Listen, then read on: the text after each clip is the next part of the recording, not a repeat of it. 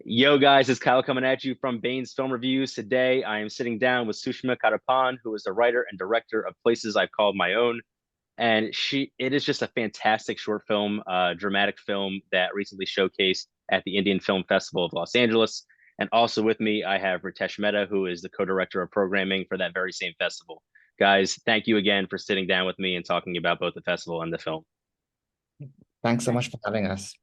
Of course, I'm very, very excited. So Sushma, like I said, I wanted to start with you, and I'm just curious before we get into the actual film, how did you get into filmmaking in the first place? I think in a roundabout way, I just kind of ended up back in India. I grew up in India and I ended up majoring in mass communications, but photography was my first love. And, Okay.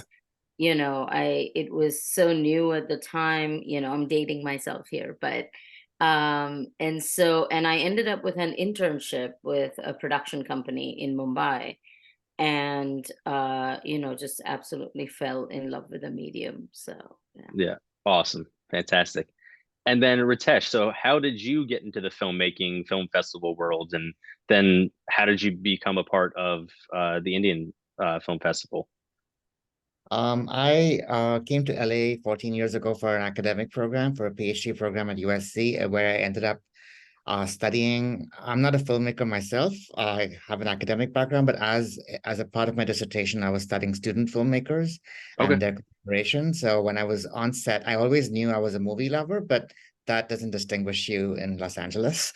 Um, but I realized I actually liked being on set, and I kind of helped out as the second AD and the script supervisor. Okay. Uh, so after I graduated, I decided not to go into academia, and I wanted to stay in LA because I just felt that I felt a strong connection to the place, and I felt that I could make my presence felt either in development or in festivals. I kind of just did a Mm, bunch of internships because I was on my visa and I needed credits. So through the internship process, one of my first internships, one of my first volunteer positions was at IFFLA as a volunteer screener for 2 years. oh And well. that's when I realized I just loved talking about films with other programmers. I didn't know what programming was until then. So that's how I kind of fell into film festivals. And IFFLA is the only ladder that I've climbed in the industry, starting from the screener to, my current position. So yeah, it feels good and it feels like home. Very, very cool. I mean, this is a part of filmmaking that I don't think people think of. I mean, you think of actors, you think of writers and directors, and I don't think they realize how important these festivals are, especially for independent filmmakers. So you position yourself in a place that, again, not a lot of people consider, but it's of immense importance. So with that, and I think because of that, people don't realize all the time and effort that goes into this. So could you shine some light on, what this process is like of getting this festival together, and then what you do specifically for the festival? I can speak more to my department because the festival, like any temporary organization and a nonprofit, has so many moving parts, especially, there's full-time staff and year-round staff, but there's also positions that get hired specifically for the festival. For example, transportation of filmmakers when they arrive. So Hmm. that's a hire that's made 3 weeks before. So I'm in programming, which is, for those who aren't aware, is basically curation and selection of films. We watch a lot of movies, and we have a programming team. So my fellow co-director of programming, Tuli Dosios, who both Tuli and I are huge, huge fans of Sushma. So I'm just really excited that we're doing this. But we start the process really early on, about 7 to 8 months. Actually, we're now starting this year. We are a year-round programming team. So we Oh have well. year programs. But for the festival, which is starting on Wednesday, we started our programming and outreach in April.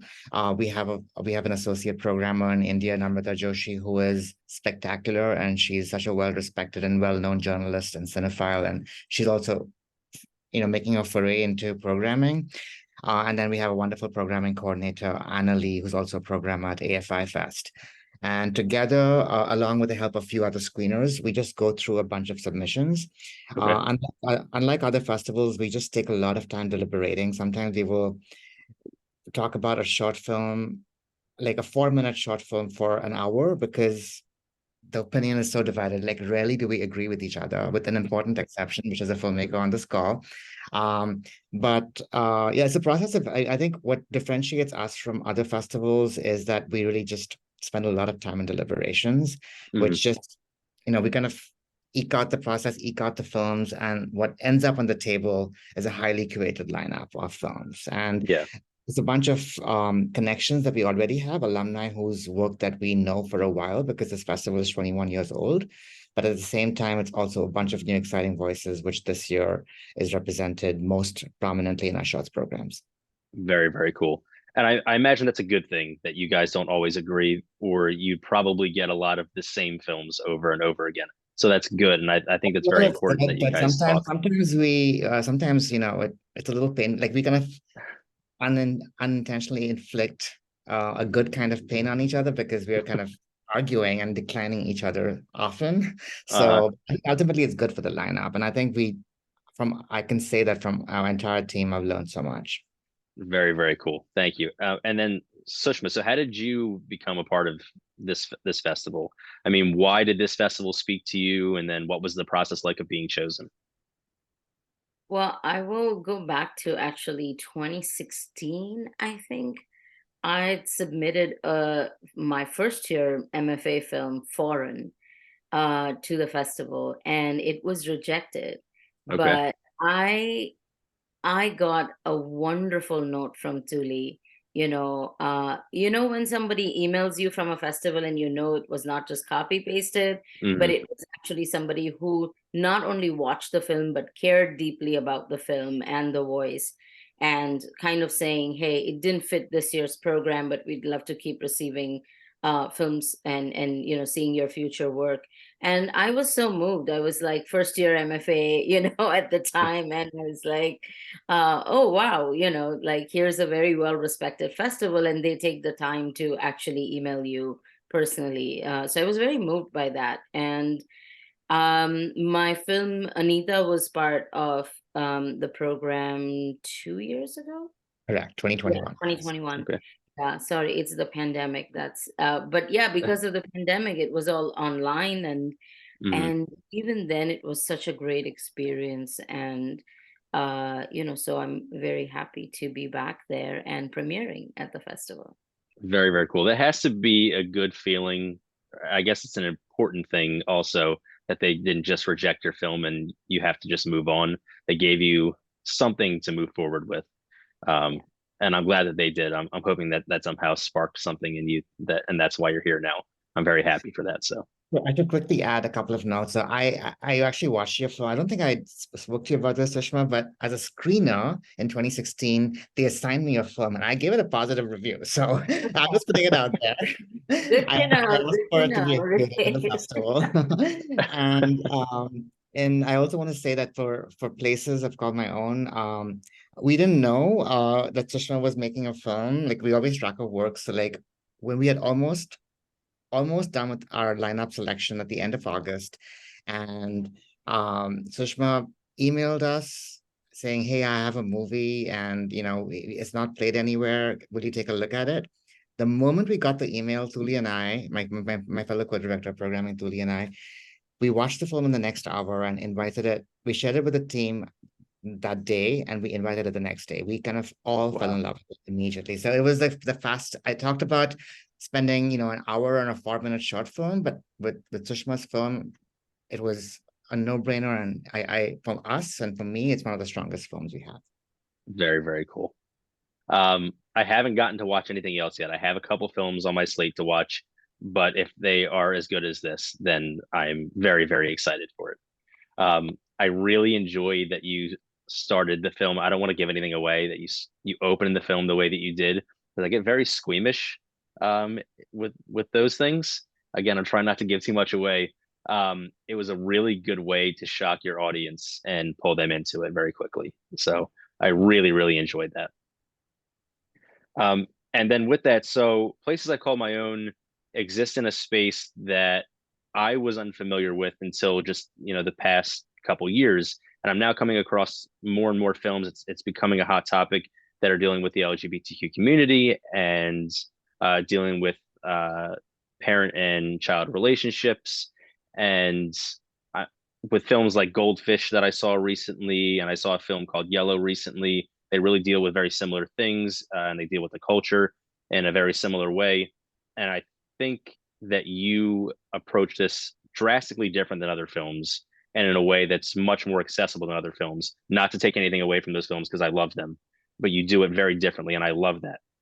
So with that, I am curious, what was your goal in creating this film, and why was it so important to you?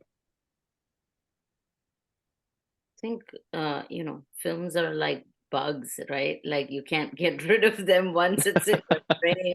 You just have to do it. So I don't know if I have any kind of logical answers. And all the wonderful films that you've mentioned, I've heard of them, but I haven't watched them, so I couldn't speak to them. But I think this film came about particularly during the pandemic. But I've had this preoccupation of like, this desire to leave the country, right? Like go to a Hmm. foreign land. And a lot of my films reflect that as well. But as you get older, you're also constantly battling this idea of, like going back home. Hmm. And I think that that is something that's very present for me right now, and has been. And I think during the pandemic it was at its peak, because you're wondering how your family's doing, you're so far away from home, all of that. Hmm. And um honestly, it's the image that kind of sparked the whole thing. I mean, I was like, mm, sitting on some ideas, here and there, Hmm. but the image that sparked it was actually like the kerchief, the mask that people at the airport wore. And I actually Yeah. had gone to India because my father had COVID, and I had gone to India at the peak, October 2020. I had gone to Wow. India, Yeah. and it was really crazy and a very scary time. And it was something about this mask, that kind of sparked, like, I have to write something about this. So Yeah. yeah. I I've said it a few times before. As much as COVID sucked, I think a lot of good came out of it. I think it gave a lot of people a lot of really good creative ideas, and I think it allowed people to explore their passions a lot more. And I'm glad that again there was a bit of a silver lining, and you were able to get something positive out of such a terrible experience. Um, so yeah, and again, I can't say enough good things about places I've called my own. I'd like to invite you back onto the show when we start back up season 3 in January, so we can talk more in depth about it if you're willing. Feel free to say no. I won't be offended. You won't look like a bad person. But I just wanted to do it now because I'll forget. I have a terrible memory, so I wanted to make sure that I invited you. So think it over. You don't have to answer me now, but just so you know, I'd love to have you back. I'd love to know more about it, like just when, what, all of that, and I can have. Fantastic. Absolutely. We will be in contact for sure. And then, so same question for both of you, whoever wants to go first. I'm curious, what is the most rewarding aspect of being part of, any festival, but this festival specifically? I Whoever can. wants to go. Sure, I can go. Um, it's as a filmmaker, as a storyteller, you're always conscious, especially when you're like straddling cultures, right? Like I've lived in this country for 18 years now. And so I've spent, almost half my life in this country, as I have in India. And I mean, just the globe is such a smaller place now, in some ways. So when you're straddling cultures, you're always thinking about how do you make your film specific but also universal, and how does it, Mhm. sort of reach a wider audience, and yet you tell an authentic story, and uh, but the reverse of this also gives so much joy, which is that you've made something that is accessible to the world, but the audience at IFFLA, would like get all the little nuances and details, and every cultural specificity that's in there. And that's the joy of watching, showing a film at a South Asian festival, and Mhm. watching it with a South Asian audience, to because you just don't get that anywhere else. Yeah. Fantastic. That's awesome. For me, it's basically just meeting the filmmakers after months of many of them, are new. Like in our shorts program this year, we have um 3/4 of the program are completely new filmmakers whom we haven't known. Like Sushma is one of our 4 alumni in the shorts. So just meeting them, like we have actually not all our I think we have a Q&A attached to every film this year, which was not the case last year since we were Mhm. emerging from COVID and there were like visa issues, which there still are, but we have a lot of filmmakers coming. I love connecting filmmakers, and I just like love watching them talk to each other. Yeah. I'm a bit of a fanboy, just like I like listening in and taking in their experience. As I don't consider myself an artist, but I consider myself a supporter of artists, and there's many ways to support. And for me, it's just like bringing them together and watching them speak, if not at a panel or a Q&A, but also we have so many smaller intimate gatherings during the festival. We're a small festival. We only have 25 films, including 16 shorts. So we can do that. And we Mhm. take great pride in our hospitality. We just had a 3.5 hour staff meeting yesterday, kind of going through so many details, making sure that all these moving parts, which at other festivals is to the factor of 10, but like we just spend a lot of time with our Yeah. with our kind of density, making sure that the filmmakers get the best experience possible. And the second thing I would say is similar to what Sushma is saying. I take great pleasure in sitting with our audiences, especially in our shorts programs, because like in a matter of 1.5 hours, we get to see responses to 5 to 6 films. Right. And I love sitting there and seeing it with their eyes, or with their laughters, or with their groans, or with their Mhm. silence. So for me, that completes the process of programming. Very, very cool. Yeah, I imagine that that seeing the audience has to be one of the best parts.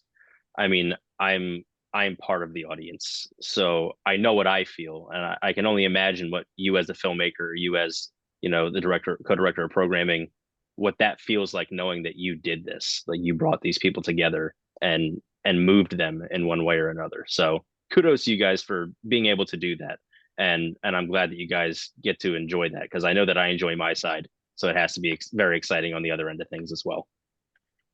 And But then so it's a very good connector for sure. yeah, It really goes out of his way to do that. Yeah. yeah. And then Sushma, I want to start with you. So where can people find your film? Where can people find you? And just tell us a little bit about what you can about the film without, unless you want to give some spoilers, but if just whatever you can. Yeah, the film is just starting its festival journey, so it's gonna be some time before it's available, but it's playing at IFFLA, and then I think I can now share. It's playing at Puff in Estonia, and it's playing at Sheri Sheri, the LGBTQ festival in Paris. Okay. Um, and then we'll know from then on where else it's playing. So it's going to be some time before it's available just online or something. Sure. And sorry, what was your second part of Uh, the question? where can they find you? Find me. I have a website, Google, Instagram. Yeah. And Awesome. I Very, live very in cool. New York. I live in New York, so. Awesome. Oh, we're not that far away. I'm just in Jersey, so not that Oh, far away. okay. Okay, on Yeah. the East Coast. And then Ritesh, so where can they find you? And then how can they find the festival? And if there's anything specific you'd like them to know about the festival, what can you tell them? Sure. The festival starts on Wednesday and it goes through Sunday. So it's October 11th to 15th. It's in Los Angeles. Most of the films are playing in downtown LA at the Regal LA Live, but our opening and closing night galas are at Harmony Gold. Tickets and passes are available at indianfilmfestival.org. And our handles on Instagram and Facebook are also the same, and Indian Film Festival. So I would say follow us on Instagram for the most exciting updates, because our filmmakers have done an amazing job sending us great trailers this time. We just got all the materials so fast from our filmmakers that we were kind of really pleasantly surprised. And I would say that also Sushma's film is playing on Friday night at 7 o'clock as a part of our second shorts program, which is called From Darkness, Bonds. It's a great lineup of all diaspora filmmakers. And we have, I just want to kind of do a quick mention of a couple of features, if that's okay, that Of I'd like to course, yeah. sure to kind of spread the word. On Friday, there's two features that I want to highlight, and these are features that are in languages that you don't, well, there's one language at least. There's a feature called Rapture, which premiered at Locarno, and we have the North American premiere, and it's in the Garo language. It's from the Meghalaya region of Northeast India. And it's the first time that we're playing a film from that region and in that language. And it's a Very cool. beautifully crafted supernatural thriller. So for genre lovers, I would recommend that one. The filmmaker is Dominic Sangma. He's not able to join us, but his DP is, and the cinematography here is fantastic. And earlier that day, alongside Sushma's program, there's a Malayalam feature called Atam the Play, which is a world premiere from a debut filmmaker, Anand Akarshi. It's his first time coming to the US, and he's giving us his film, so it's going to be very exciting to meet him. But it's a suspenseful chamber drama in a post-Me Too world where in a theater troupe consisting of 12 men and one woman, after a night out partying, the woman alleges that one of the men sexually assaulted her. So it's very interesting kind of feminist filmmaking, and this was brought to my attention. This is the great thing of having three women in our programming team, and I'm the only man, and because I didn't have this perspective, and I was like not sure about the feminist gaze of the film, but to quote my fellow programmer, she said that the film is about 12 men. After this allegation comes out, they're just stuck in this room trying to have this rational argumentation about what to do and how to take control of the narrative, whereas actually they're really scared. But the whole film and the script is so meticulously written in terms of having this rational argumentation across these 12 men for like 1.5 hours of the 2.5 hour runtime. So it's a great way for a male filmmaker to kind of tell this narrative of how from instead of trying to speak on the behalf of a woman character, kind of speak on, they can show what goes on when male toxicity tries to take charge. So I would strongly recommend that film. It's a Malayalam language film and it's a discovery. So those are the two things that I want to plug in addition to the shorts program. So you have to choose amongst these, but it's a good choice. Very, very cool. I have screener links to both of those, so I'm very excited to watch both of them now. So thank you. And then I just have one more question for both of you. Ritesh, I'll start with you this time. What are some of your favorite films? So I mentioned those two, and I love all our shorts, but the other feature that I want to mention is a documentary feature that we're playing on Saturday at 1:30. It's called The Golden Thread. It's by Nishtha Jain. She is a really bold voice. We've played her films since 2012. And this one is set in one of the last remaining jute mills in West Bengal in eastern India.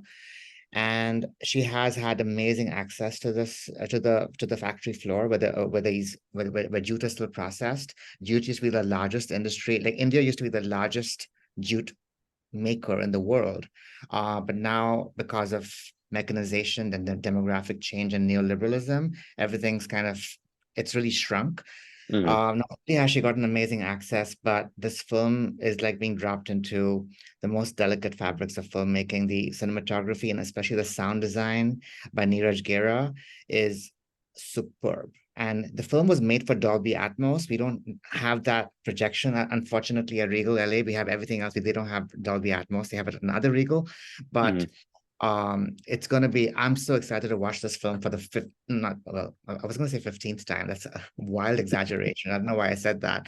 For the 4th time in the theater, and I'm also going to be doing the Q&A. So that's actually, in a way, programmers don't have favorites, but that's my favorite. If you even watch the trailer of that film, it's mesmerizing. Yeah. It's just fantastic. Yeah. I mean, that's on the list too, so I'm excited again. So, and then even bigger picture. So outside of the festival, what are some of your favorite films? Mine? Yeah. Oh, okay. Oh, wow. This is a tough question to drop. I know it's a hard question. That's why I like to end with it. Oh my God, I can't remember anything from last year. I can tell you 2020, my top film was Vitalina Varela by Pedro Costa. Okay. Very, very cool. I'm completely blanking on last year. I just can't remember what happened last year. And Sushma, same question. Favorite films? Yeah, it's a very tough question, and I think the film in recent memory just that really sticks out is Saint Omer by LSTO. That's my number one from last year. Oh my God, that was my number one from last Don't year. steal it. Don't steal it. No. Yeah, I think it's a masterpiece. It's just brilliant. And yeah, I cannot like stop talking about it if I start. So but that's the film that really sticks out. I met the filmmaker Sushma at the Spirit Awards. She is amazing. She has such an aura. I don't know. She just, I would love to have y'all meet and see y'all talk. That's fantastic. Sushma, Ritesh, thank you again for sitting down with me and spending some time and shedding some light on this fantastic short film and this wonderful festival. I really can't thank you enough. Thank you so much for this platform. And thank you, Sushma, for coming on. Thank you for inviting me. Thanks a lot, Kyle. Yeah. Of course, you guys are very welcome, and you guys have a fantastic day. Thank you. Thanks. Bye. Bye. Bye, guys.